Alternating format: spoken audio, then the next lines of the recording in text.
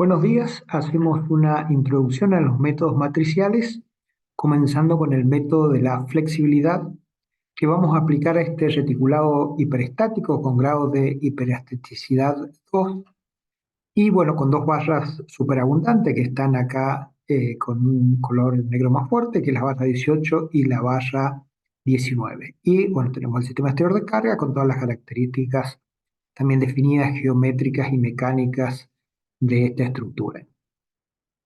Bueno, ¿cómo obtenemos en el método de las fuerzas, que es el método donde está basado el método de la flexibilidad, los esfuerzos en cada una de estas barras del reticulado?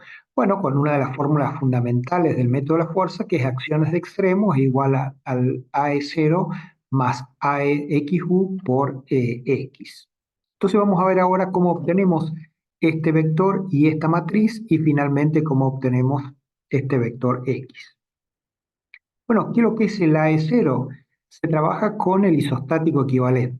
En este caso, como el grado de hiperestaticidad del reticulado es 2, se seccionaron dos vallas superabundantes, la 18 y la 19, por lo tanto el reticulado ahora queda isostático y sometido al sistema exterior de carga P igual 100 kilonewtons, se obtienen cuáles son los esfuerzos de todas las vallas de este isostático equivalente, por ejemplo, por supuesto con cero, la barra 18 y 19, que son las que están con seccionamiento.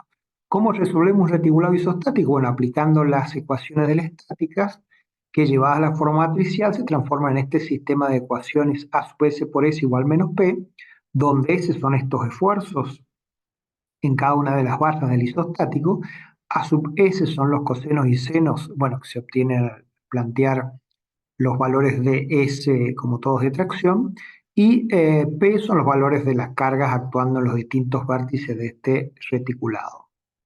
Bueno, vamos ahora a las acciones extremos para las X unitarias. ¿Qué es lo que es esto? Bueno, el isostático equivalente en la dirección de la incógnita preestática X1 se carga con 1, una fuerza unitaria, en las secciones donde hice el corte.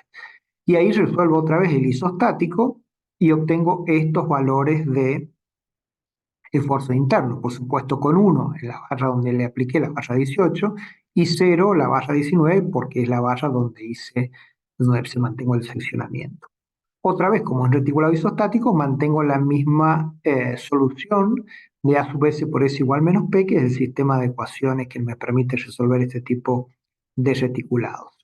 Pero bueno, esta matriz AEXU tiene tantas columnas como incógnitas hiperestáticas tenga la estructura. Como tenemos dos incógnitas hiperestáticas, entonces ahora aplicamos una carga unitaria donde el segundo seccionamiento y obtenemos los esfuerzos internos, los esfuerzos axiales en cada una de estas barras. Por supuesto, ahora con 1 la fuerza en la barra 19 y con 0 la barra 18 donde está el seccionamiento.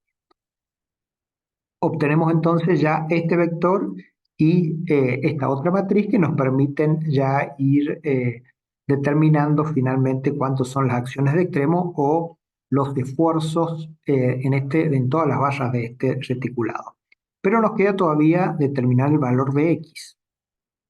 Bueno, son X? Son los esfuerzos justamente X1 y X2 en las vallas donde hemos planteado el seccionamiento. ¿Cómo se determina X en el método de las fuerzas?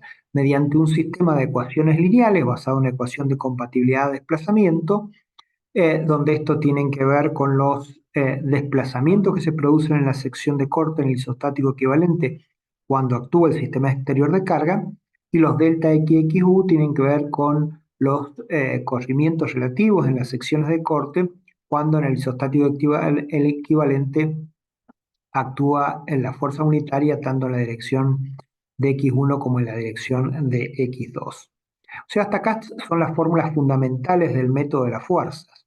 ¿Cómo aparece el método de la flexibilidad? Bueno, que del cálculo de estos desplazamientos, delta X sub 0, acá llamado con D, o delta XXU, acá llamado, bueno, de la misma manera, se calculan en forma matricial. ¿Y cuáles son las matrices, que podamos ver cómo se llega a esta expresión, que permiten calcular estos desplazamientos? Bueno, las que están acá, es decir, la que ya vimos recién, AEXU y AE0. Lo mismo acá, que solo varía en que cuando calculo el delta, x sub 0, bueno, acá aparece a es 0, coincide este 0 con este, y cuando calculo el x sub, bueno, coincide el x sub acá. Pero lo que nos está quedando acá, de la que no hemos planteado, es la matriz de flexibilidad de la estructura. ¿Cómo se obtiene la matriz de flexibilidad de la estructura? Colocando en la diagonal principal la matriz de flexibilidad de cada una de las vallas. Como estas vallas son solamente sometidas a tracción-compresión, la flexibilidad es la longitud dividido el módulo E por el área F.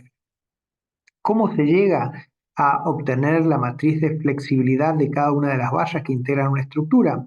Bueno, consideremos una valla cualquiera de longitud L y momento de inercia J, y supongamos que en este caso particular los grados de libertad son poder tener giros en los extremos de E1 y de E2 con las acciones correspondientes a E1 y a E2. Si sobre esta valla aplicamos lo mismo que hacemos en el método de las fuerzas, bueno, aplicamos desplazamientos, una acción unitaria, y entonces como esta acción es unitaria, estos desplazamientos, estos giros son flexibilidad, es decir, esto es aplicado a E igual 1, este es el giro en 1 debido a 1 y este es el giro en 2 debido a 1, pero como son giros debido a acción unitaria, por eso lo denominamos con flexibilidad. Y lo mismo cuando aplicamos la acción unitaria a E2. Por supuesto, para que esto quede igual a la barra original, todo este gráfico, como está solamente aplicado a E1, lo tenemos que multiplicar por AE1 y todo este gráfico por AE2. Es decir, que estos desplazamientos es este por AE1 más este por AE2, que es lo que dice esa ecuación, y lo mismo con el desplazamiento de E2. Si eso lo llevamos a la forma matricial, que de esta manera, bueno, en forma sintética, se expresa así, y entonces acá aparece la matriz de flexibilidad, en este caso para esta barra, no es el de la barra de un reticulado, que, bueno, fácilmente podemos calcular, por ejemplo, con el teorema de los trabajos virtuales y llegar a que vale L sobre 3J o menos L sobre 6J, bueno, con la forma que tiene esta matriz. Así que esta es la forma de plantear la matriz de flexibilidad de una barra, y que por supuesto en la forma que toma la matriz depende del grado de libertad que tengan asociados los extremos de esa barra. Como decíamos, si solamente hay esfuerzos axiales, la matriz de flexibilidad tiene un solo elemento, que es L sobre E por A, que es el que veíamos recién. Ahora, ¿cómo llegamos a obtener finalmente estos desplazamientos en forma matricial que en el método de la fuerza se calculan con el método TTB tradicional? Bueno, acá aplicamos el teorema de los trabajos virtuales, es decir, el trabajo externo en el movimiento rígido es igual al trabajo interno bueno, en la parte desplazable de la estructura, en la deformación elástica, que tenía esta expresión cuando las acciones externas eran fuerzas.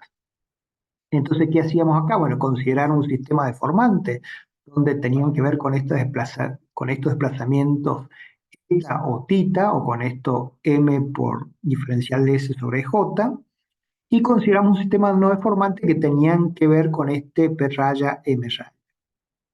Es decir, por eso el trabajo era virtual, porque tomamos acciones de un sistema y lo combinamos con desplazamientos en el otro sistema.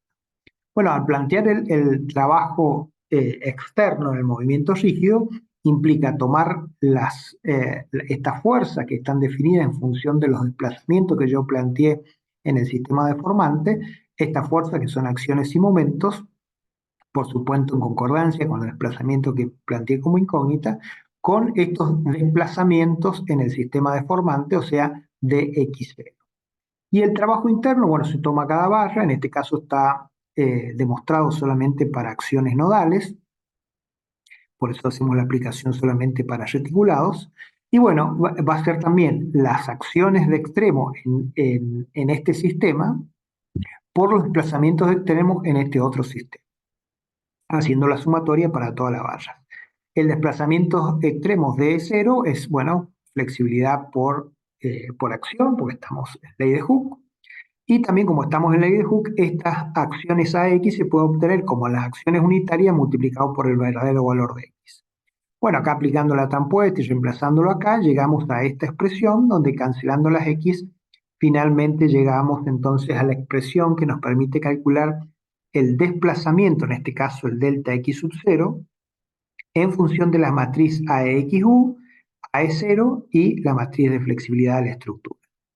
De esta manera entonces vemos cómo podemos obtener o podemos resolver un reticulado hiperestático con el método de la fuerza, estas son las ecuaciones fundamentales, las acciones de extremo igual a E0 más AEXU por X, siendo X la incógnita de este sistema de ecuaciones lineales, delta XX U por X igual a menos delta X sub 0, pero ahora lo que hacemos en el método de la flexibilidad, y esta es la diferencia, que los desplazamientos lo calculamos también en forma matricial con estas expresiones que recién vimos deducidas del TTB. Es decir, simplemente cambia el método de la flexibilidad respecto al método de la fuerza, que los desplazamientos que necesitamos conocer para poder resolver el sistema de ecuaciones lineales de este método, lo hacemos en forma matricial, habiendo formulado antes, por supuesto, el TTB o el teorema de trabajo virtual en forma matricial. Bueno, muchas gracias, hasta luego.